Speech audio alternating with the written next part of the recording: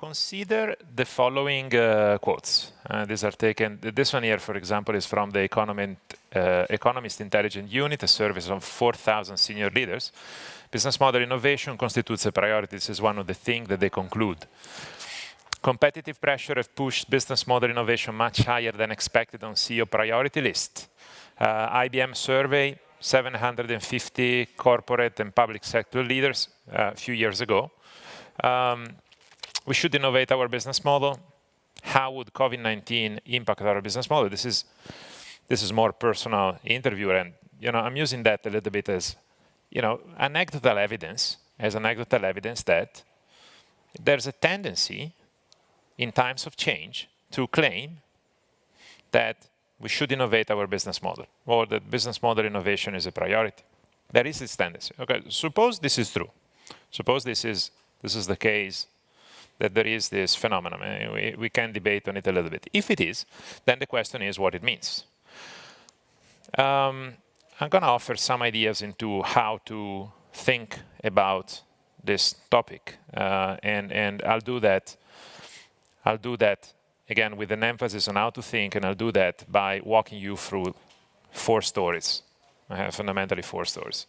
So the first story, needless to say, or maybe it is need to say, but not surprisingly, is about business models. And so the first story is the following. It takes back to what we discussed at the beginning. In times of change, managers tend to claim that they should innovate their business model. Now, the question is, what does that mean? What does that mean? And I want to discuss a couple of options. Options one, change this. Fundamentally change this. This stands for, I'm using the famous business model canvas as an excuse to say, change the way a company creates, delivers, and captures value. And this is fundamentally what you observe in cases whereby this is probably a relatively known case. I think it has been even discussed by Clayton Christensen at some point. So is Hilti, producer of tools for workers, and historically Hilti has been selling the tools, and at some point they made a shift and they went to product service systems. So they started to basically sell the use of the tool.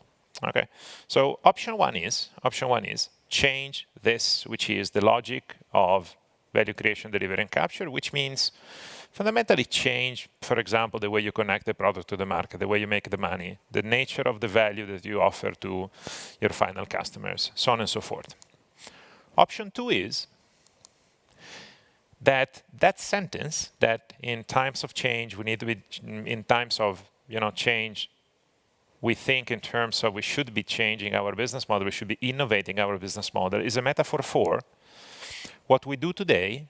Our known way of doing things is going to be no longer valid. Let me say it again.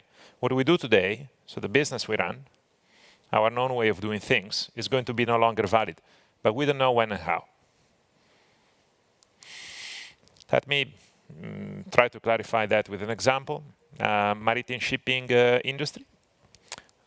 This is an interview with a CEO of a large company. Large part of our current business is based on intermediation. Well, basically they're brokers, they're ship brokers. Whenever there is an intermediation, there's a form of inefficiency in the market. Internet and platforms and technologies, other things are making these inefficiencies vanish. We don't know when and how, but it will also happen in the shipping industry. So that's the manifestation of there is something happening out there, whatever it is, and I perceive that the way we know our industry today is going to be no longer valid soon, but we don't know when or how. And the way I express this feeling is by claiming that I should be innovating the business model. This is another example. This is Barilla, Italian company, world leader in pasta and pasta products. Years ago, they come to the market with a couple of new interesting innovations. In one case, on the legumotti, is a form of they basically interviewed Italian moms about their needs. And they discovered that one of their needs was that they faced the difficulty in giving legumes to their children because the probably Italian children think they're boring. And so they got an idea, which is, how about we kind of package the legumes into the pasta, maybe with the pasta, something that looks like pasta, the Italian kids would be happier to eat. And so they developed this successful innovation. The second one is that they got inspired a little bit by the Nespresso model and the customer coffee brand of Nestle.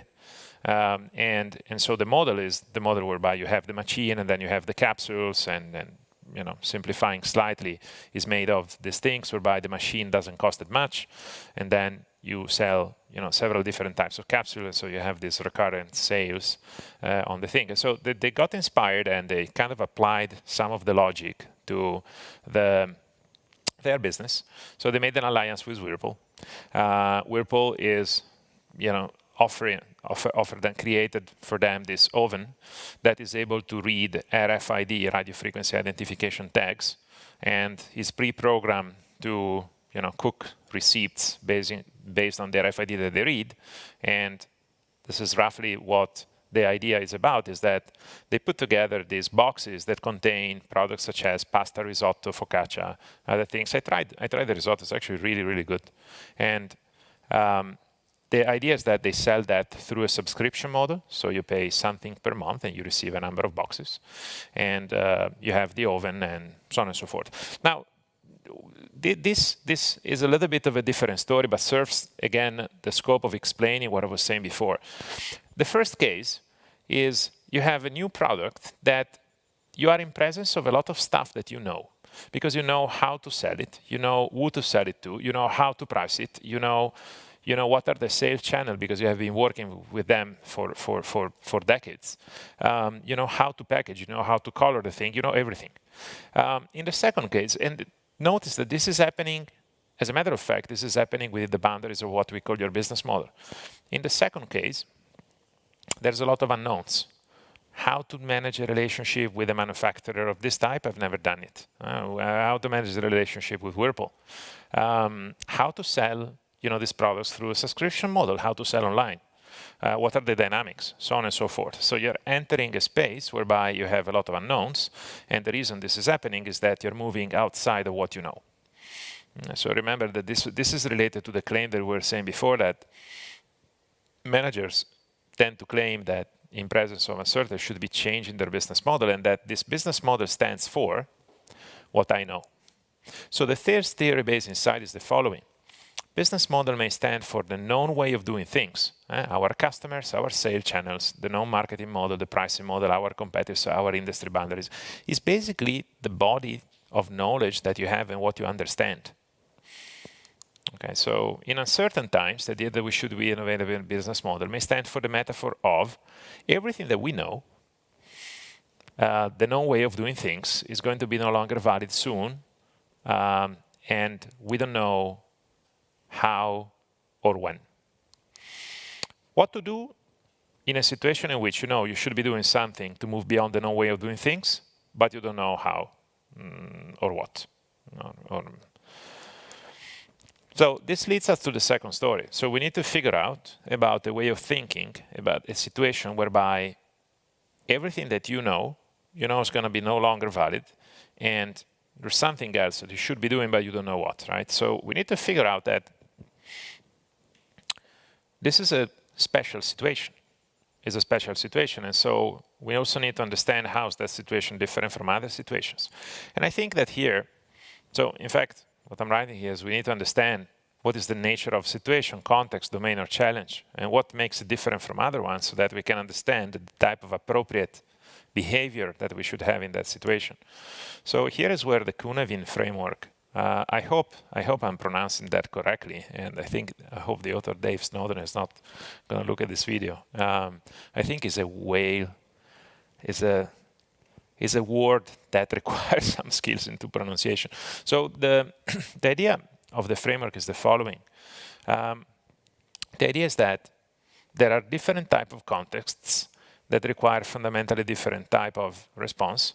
And the primary dimension whereby you understand the difference between the concepts, whether they're simple versus complex, or rather, whether cause and effect relationships are easy to identify. Let me give you some examples. So in the simple concept, in the simple context is the class of situations, problems, and challenges whereby it's easy to understand that if I do A, I obtain B, or if I observe B, it's because there is A. It's relatively easy to do. And so these are typically the highly process-oriented situations. So for example, when you do like, process engineering within a company and you write down the processes, you're dealing with something relatively simple from the point of view of this framework that I'm offering to you, which means that in fact, it is relatively simple because you can actually write down the processes, and then if you're good enough, you can even route a software to execute those processes, and you can actually, teach a computer how to execute and automate those entire processes. So for example, if you need to automate the process by which a loan is paid or something like this, that you can do. It's a relatively simple context from this point of view. The medical doctors deal with a fundamentally different situation because they still see the symptoms of the phenomena that they deal with, but the causes are not that visible. So there's quite a bit, it's the domain of experts, and there's quite a bit of work that they have to do to understand the causes. And so that would be what Dave Snowden in the Cunevin framework called the complicated context. In the complicated context, of course, you understand that you have to do extensive root cause analysis before you can act. There's a third context, which is the chaotic context, which is basically the situation whereby things are constantly shifting. Good examples are the aftermath of the 9/11, or perhaps part of what we are living today, the time of shooting this video with the COVID-19 pandemic, at least in Europe. And then there is the complex context. You understand in the complicated, in the chaotic context, you understand that there is this situation whereby everything is constantly shifting, so that puts a premium on your ability to stabilize the system first. And by the way, this is exactly what is happening in another, call it like, in another branch of the medical profession, which is the primary care, whereby the first thing you should be doing is to stabilize, to stanch the bleeding, and then you actually analyze the situation and you decide what to do. But first of all, you need to make it stable. And there is then this fourth context, which is the complex context, which is basically the context that is involved when there's a lot of innovation, radical innovation. And so this is roughly, what it looks like in the framework. So it puts like these ideas together. And what is interesting about this, that there's kind of a couple of elements. One is that we have the tendency to approach all the context using maybe a predominant way, which is the one we feel comfortable with. And for many of us is sense categorized response, which would be basically what works in presence of the simple context. So we may have the tendency.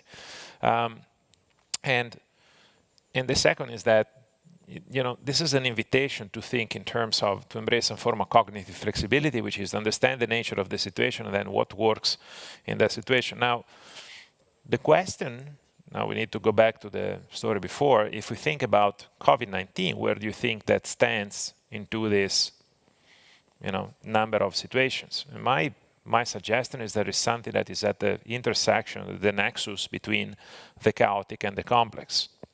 Now, if what I'm saying is true,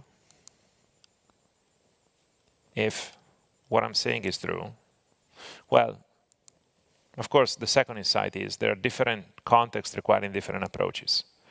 Now, if what I'm saying is true, if it is true that the situation brought in by the COVID-19 pandemic, whatever, is at the nexus of the chaotic and the complex, we need to figure out some approaches that work in those contexts. In order to do that, my suggestion is we need to figure out a relatively, call it operational way of dealing with or operational way of thinking about that would suggest what to do about the chaotic and the complex context. And here is where my third story comes in.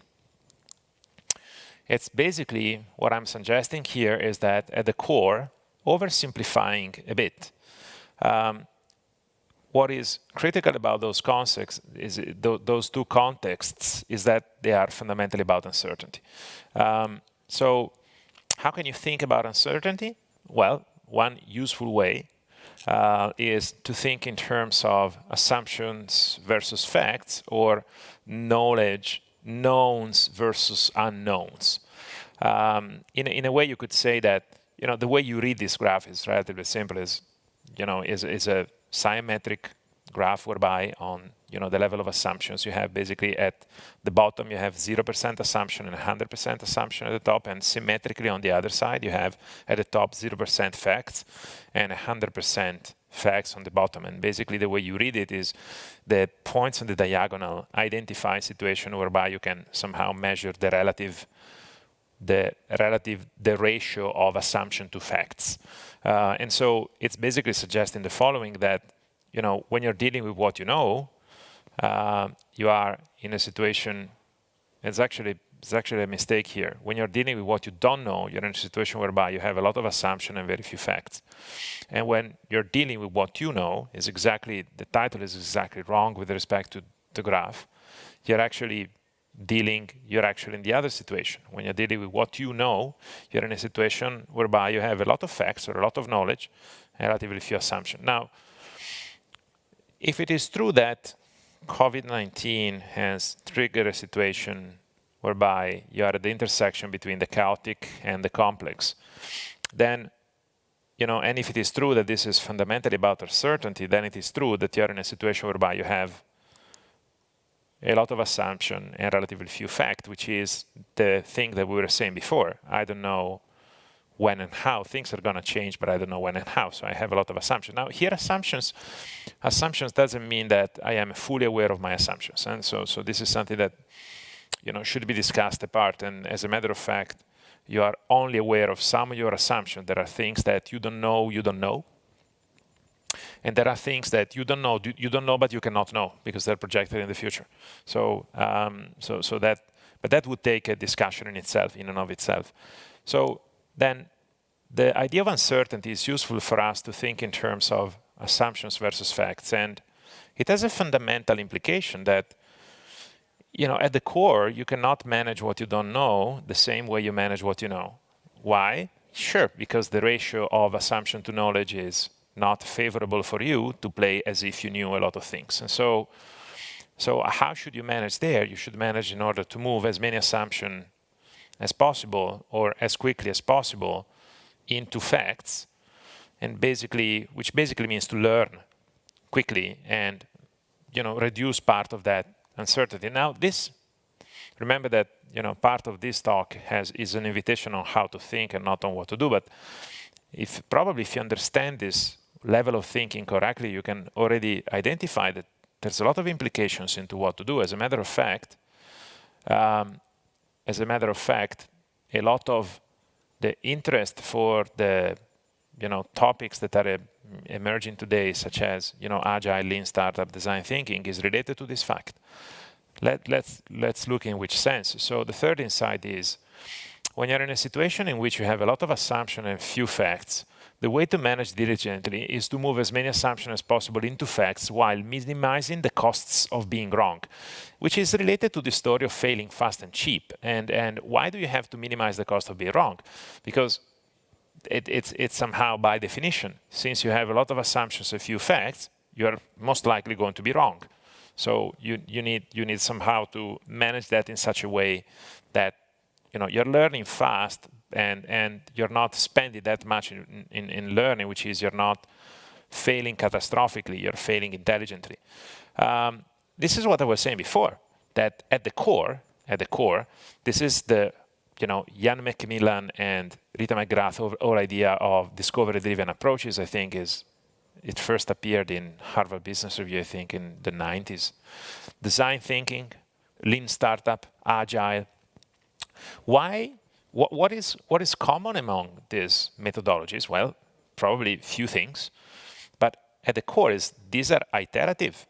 There are iterative methods that rely on formulating, hypothesis or formulating a minimum viable product or doing something, testing and learning, and go back and iterate, and again, right? So you could say that part of the reason that there is all this interest for these methodologies lately is that companies increasingly are confronted with the difficulty of having to manage what they don't know. While in the past, managing what you don't know may have been more of an episodic event, nowadays becoming a daily event. So, and there's a lot of things that are happening, including, for example, that the very notion of the industry is somehow losing its importance and relevance because industries are, industry boundaries are blurring all the time. So the fourth story will lead us to the conclusion is story relative to a crisis. Now, this is a bit of a long definition. I read a piece of it. What is a crisis? This, of course, is selected definition. Low probability, high impact situation that is perceived by critical stakeholders to threaten the status quo and that is subjectively experienced by this individual as personally and socially threatening. There's ambiguity of cause and effect and a number of things that would lead to the shattering of commonly held beliefs, value individual basic assumptions. So it's basically, this is quite extensive definition, but it's basically you have a big exogenous shock that is like, really shaking the normal state of affairs with a number of consequences, some of which are psychological, some of which are related to the, loss of meaning and even putting into questioning some of the basic assumptions. One assumption that I think the world is questioning, I think, at least in the part of the world in which I live in, which is Europe, I think there was this assumption until before COVID-19 that employment equal go to the office for many jobs. And I think that this assumption has been radically questioned these days.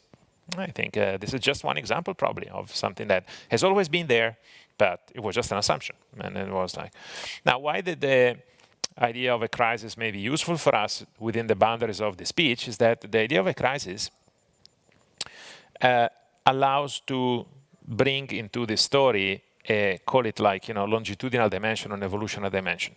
It may be useful to distinguish between what was period of relative stability, what is uncertainty and change, and what will be a new normal. If we look at that, we put it on a Mickey Mouse, graph or sketch. We have something like this. What was, what is. What was the relative stability? What is? You have a moment of uncertainty. This you can think about it as something such as, in mechanics of vibration, you have a system that has a perturbation and then does something, right? It's not anymore in a stable situation. And then technically this would lead to something that we call the new normal, right? At some point this would lead to, and we don't know what that new normal is. So this is why I sketched that graph and I didn't put another bar or whatever. I said, we don't know what it is. It may take different direction and maybe it's even like, we will stay in a situation of uncertainty for a while or whatever it is. Now, in synthesis, how to think about the story of business model innovation in times of crisis. So different contexts require different approaches. We live in an increasingly complex, uncertain, context or times or whatever. It means that we don't know very often. In this case, I think the COVID-19 is really, triggering this, but many of these ideas could have been easily applied to the situation of, call it business model innovation in uncertain times, without the causes of uncertainty could be technological or other things. Think about part of the things that are happening due to the rise in digital technologies and this wave, because digital technologies have been there forever. But basically, the number of things that are allowing, which is creating a lot of uncertainty and things, and a lot of so-called this industry convergence, different industries that were previously separated and converging. Or So we live in an increasingly complex situation. It means that we don't know, and you cannot manage what you don't know the same way you manage what you know. All right. So this basically has a fundamental implication, which is that the next big challenge for companies, and I would say also for business schools, it's to basically do a fundamental exercise which is that one of integrating and bringing in the ideas, the processes, the mindset, the reward systems, and that would make it managing uncertainty something that companies deal comfortably with and diligently and effectively. I think that. So we need to learn how to manage effectively in presence of uncertainty. I think that this is the fundamental thing, and this is a line of work that I've been exploring quite a bit. And if you look at the type of organizational structure that you need for managing in presence of certainty, the type of organizational structure you need to manage in presence of uncertainty, you truly understand why both in the same basket is super difficult. Back to my original provocation. Our current known way of doing things is likely to be no longer valid soon, but we don't know how and when. Knowing when and how is very difficult. I would say in many cases is even impossible. What you can do instead of trying to know when and how is to discover it. And the way to discover it is, as I was saying, by integrating the capabilities to learn constantly. And of course, this is a provocation, and it's just like about how to think. And the what to do is, of course, the next step is quite complex. There's a lot of things to discuss, but I hope that this is useful for some of you. Thanks a lot.